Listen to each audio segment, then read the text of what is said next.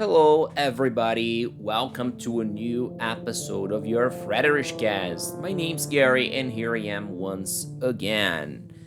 How are you doing? Tell me, how are you doing this lovely, sunny, hot, and at the same time exciting Friday afternoon? I really hope you're doing just great. You all doing just great. Everybody's just as healthy and happy and okay enough to be with us in this one more, in my humble opinion, pretty interesting and important and an interesting topic to be discussed and to have you widening your frontiers as far as vocabulary is concerned.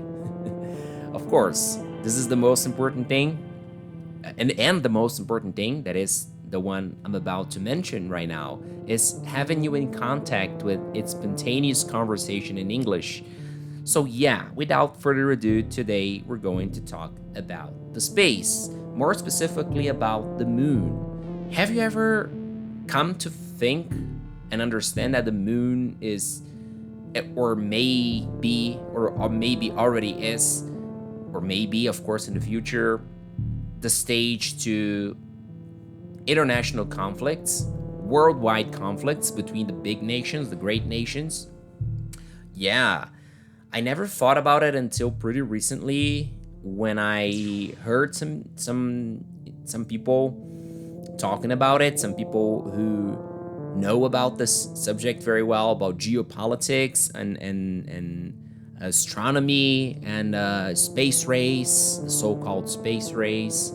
So yeah, so maybe you're not surprised, maybe you already heard something about it, or maybe you are equally, or maybe you are as surprised as I was at the first time. So, or in other words, maybe this is the first time you're hearing this subject, this thing. But before that, I'm always getting ahead of myself. Go grab a cup of coffee, tea. Today, preferably if you drink beer, cold beer, of course. Sorry, Germans. Whatever it takes for you to relax and join me one more time. Thank you very much. Let's just do it. All right, so I'm about to read an interview given by astrophysicist and nerdish person, nerdish student and doctor, AC Grayling, to BBC Science Focus, and they brought it and they bring this interview in this article named "World War Moon." Here's how a major lunar conflict could soon unfold. So I'm about to read it and make a few comments on it. So let's just go. Let's just do it. So it starts off like this. Does the moon actually belong to anyone? Sorry. Does the moon actually belong to anyone? And if not, how do we go about splitting it up? How do we go about making divisions? The moon, Earth's clingy best friend that won't leave her side, has been the topic of discussions since the first days of space travel. Missions have been planned there. Our rovers patrol it, and we have even stuck a flag in its ground. But why do we bother? Nearly 400,000 kilometers away, the moon is a long commute away from Earth, not to mention the long list of factors that make it a terrible place for us to inhabit. Instead, the moon offers other benefits. A mostly untouched planet, it is perfect for planetary research, scientific experiments, and arguably most importantly, the mining of precious resources. Mark these words, ladies and gentlemen. This is important. This is an important, or the most important point here. Let's go. Where there is supply, there is demand, and that means plenty of people want to get to the moon first. So that raises one very important question: Who does the moon belong to? We spoke to Dr. A.C. Grayling, a philosopher and author of the new book, Who Owns the Moon, to find out. And erratum here, ladies and gentlemen. I said A.C. Grayling was a physicist or astronomer, whatever. Actually, he's a philosopher and author, okay, published author. All right. So, first question they asked him, A.C. Grayling, why are we interested in getting to the moon and will it happen? Answer: it is a much better place to mine than on Earth, since we've done so much damage here already and the moon is full of resources. Some say it isn't practical, but the rate of technological change is so fast that all the problems will most likely be sorted very soon. A huge amount of money is being invested in this as well. People don't put that kind of money into things unless they think they're going to get a massive return. The moon has key resources like helium-3, mark this thing, guys, helium-3, which could be used for clean nuclear fusion. Some don't think robot bases would even be able to strip mine the surface of the moon in sufficient quantities to get to these resources. If there are big profits to be made, it can lead to conflict, and that's the big problem here. Second question: so who actually owns the moon? The 1967 Outer Space Treaty, agreed by the United Nations, says no militarization, no militarization of the moon, and no sovereignty or ownership claims. This is because the moon does not belong to anybody, which really means it belongs to everybody. It does say that the moon is not currently occupied by any living creatures, and therefore it's kind of open season. This has fired an implicit starting gun for whoever can develop the technology fastest.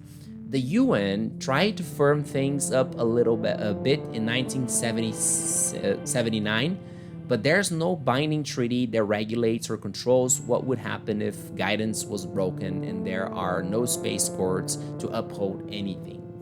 The moon sits up there in space with a huge source of mineral resources, especially the possibility of helium-3, which is very rare on Earth and which is already being priced in at about $4 billion a ton, or $2,000 a liter.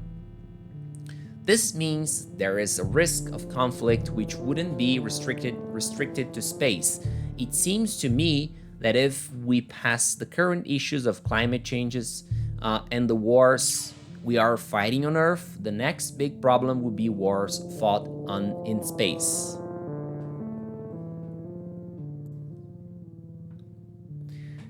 Next question: what is the next step?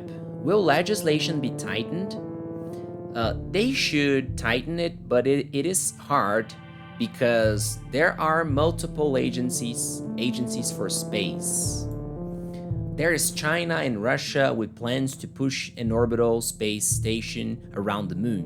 And there's India, which is doing it cheaper than anybody else. And then, of course, there is the NASA-led Artemis. This is a group of about 36 nations, of which the UK is a part. The Artemis Accords is a code of conduct for how to behave in space. These accords are a preemptive attempt to stop the UN from stepping in, a way of saying, hey, we can self-regulate. We're all aligned on our goals, so no international treaty is needed. This feels like history repeating itself because one side is the NASA-led Artemis and China alongside Russia on the other side. This is a reprise of the East-West Cold War standoff, which could so easily go wrong. Can history hint at what might happen? There are a couple of key moments that offer insight. The first is the Antarctic Treaty of 1961. The aim was to stop all of sovereignty claims from different countries over the Antarctic. The treaty said nobody was to make any new sovereignty claims. There's no militarization. Seems like I'm having a big problem with this word today, ladies and gents. So please forgive me. There is no militarization, no weapons, no nuclear testing in the Antarctic, and it is to be kept as a place of peace and progress in scientific research. However, while it stands as a good example of how one of these treaties can go well, the treaty is fraying at the edges. One reason is that China and Russia, who are partners in the treaty, have blocked efforts to extend the terms to cover the southern ocean around Antarctic.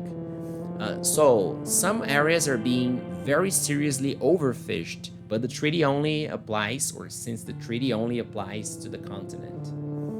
The other thing is that China, which now has 5 research stations up in the Antarctic, has said the world should reorganize what it calls the special interest zone around the research stations. They're starting to claim ownership of bits of the Antarctic. Also, the limit on mining in the region ends in 2048.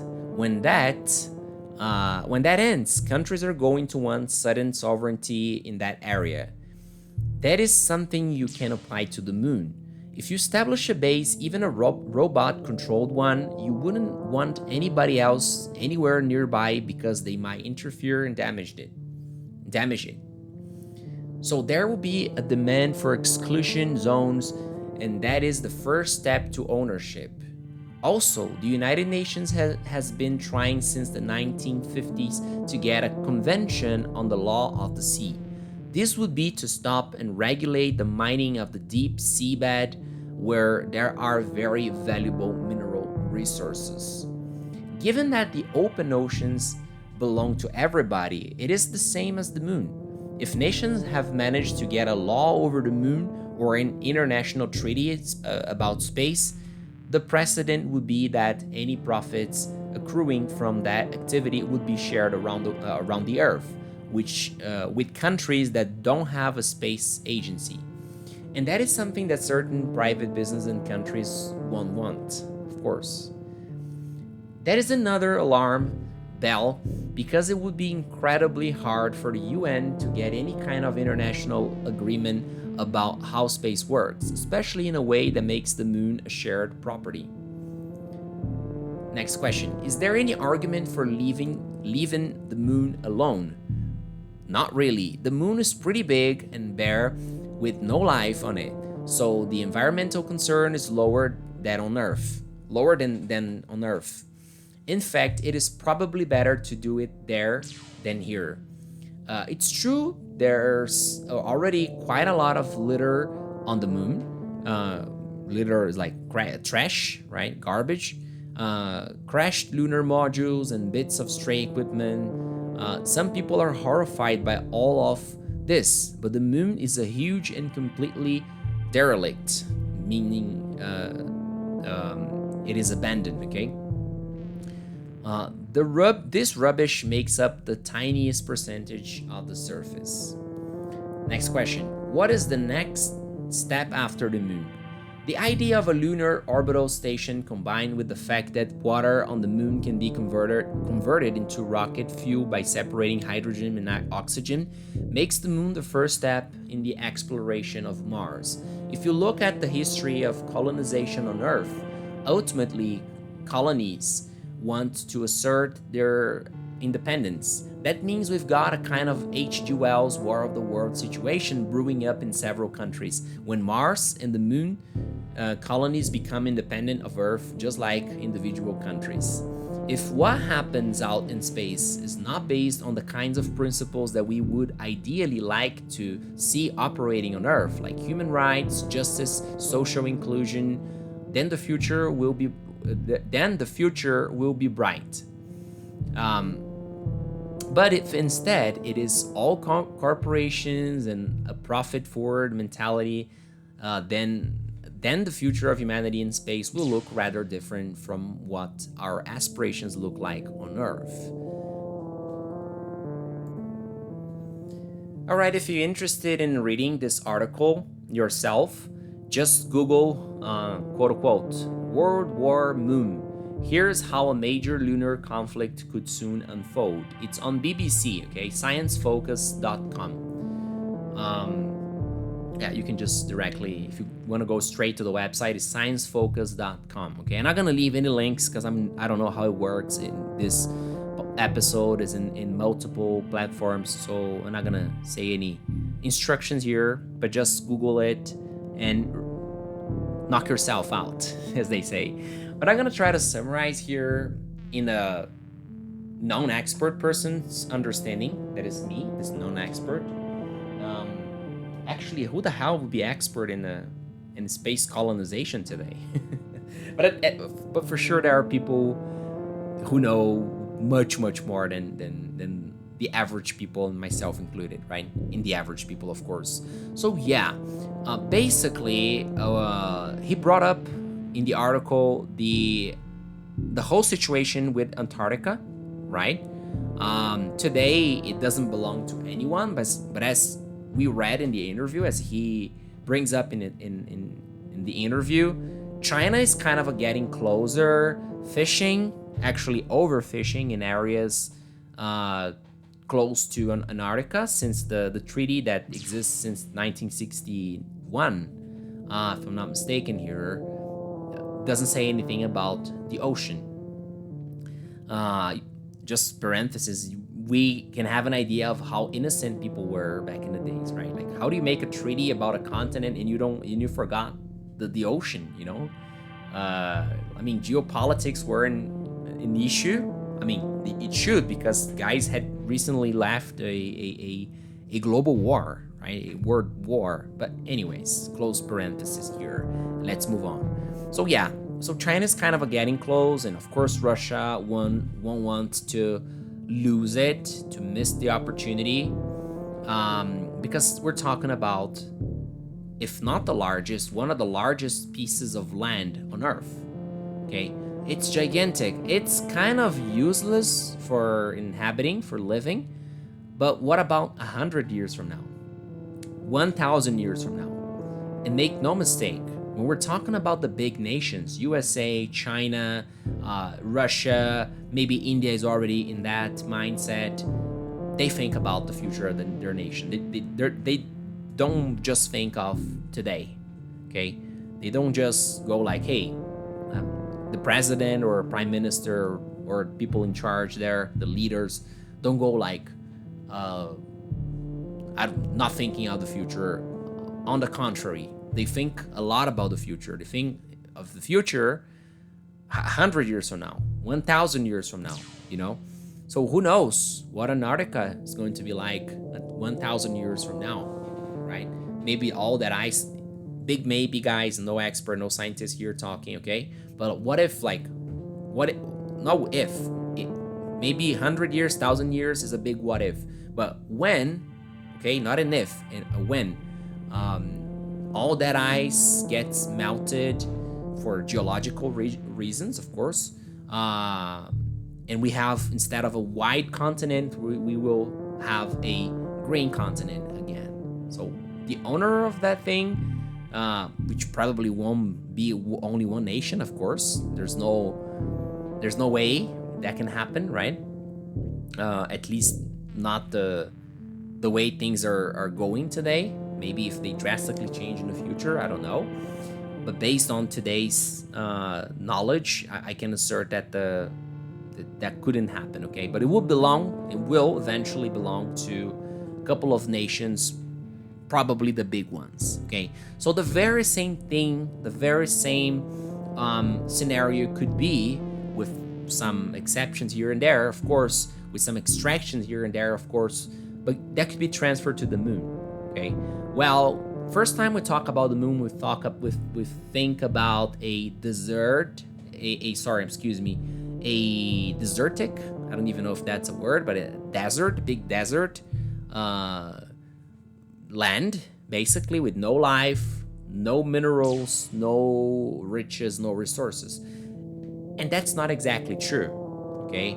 At least that's what the researchers have found out in the past years, Okay, so the helium-3 that will give us the possibility of having nuclear energy, clean nuclear energy, that will totally change. That will totally be a big game changer, ladies and gentlemen. Of course, because like there's no other solution. I mentioned that. I talked about that in some episodes years ago, right here in this very podcast.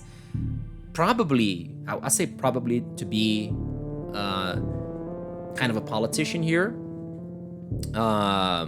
but the fact is, in my opinion, is there won't be any way for us to live in this planet for the next hundred or thousands of years without destroying it, quote unquote, in the terms of this, taking drastically, getting the nature of our planet to drastically change, and not because of a natural process, changing processes that exist, but rather for men actions or men impacts, the artificial impacts, basically, right? So there won't be any way for us to stop hurting. I don't like using these terms, but hurting the environment the way we are without the nuclear energy. Okay, so we're gonna have to go after it. And the big problem of nuclear energy today is the fact that it is not clean. Okay, the residues, the wastes of nuclear energy are pretty dangerous. They need to be stocked in a safe place. Okay, of course, it takes much less amounts of nuclear material to produce to power up a whole city, okay, than any other energy generating system, be that solar, be that hydro, right, wind, you name it. So it is definitely the most effective, okay, but unfortunately also the most dangerous because of the radiation, okay. So as far as I understand, helium-3 would and probably will change that scenario. The question that remains is, what is it going to happen? We have Russia, we have India, we have China, and you have, of course, the United States after it. So you think that they're gonna just sit at a table and peacefully come up with deals? Well, that probably will happen, but there will be breakups, okay? Especially with leaders that are more aggressive in the terms of in diplomatic terms, right? And we're full of these. We have plenty of these leaders today, and of course in the past 100 years. So chances are that we're still gonna have plenty of these leaders in the upcoming years. So, well, I really want to be wrong, but if you want my opinion today, ladies and gents, I really believe we're going to have a sort of war, okay, sometime in the future, maybe and hopefully not a nuclear attack like between nations, but like embargoes, tariffs, and hateful declarations, statements about different countries. And again, I really hope I'm wrong, but that's what I see today. So let me know what you think about it, what makes or does not make sense to you about all that story. Thank you very much one more time for your lovely company. This is it for this episode. I see you in the next one. Bye.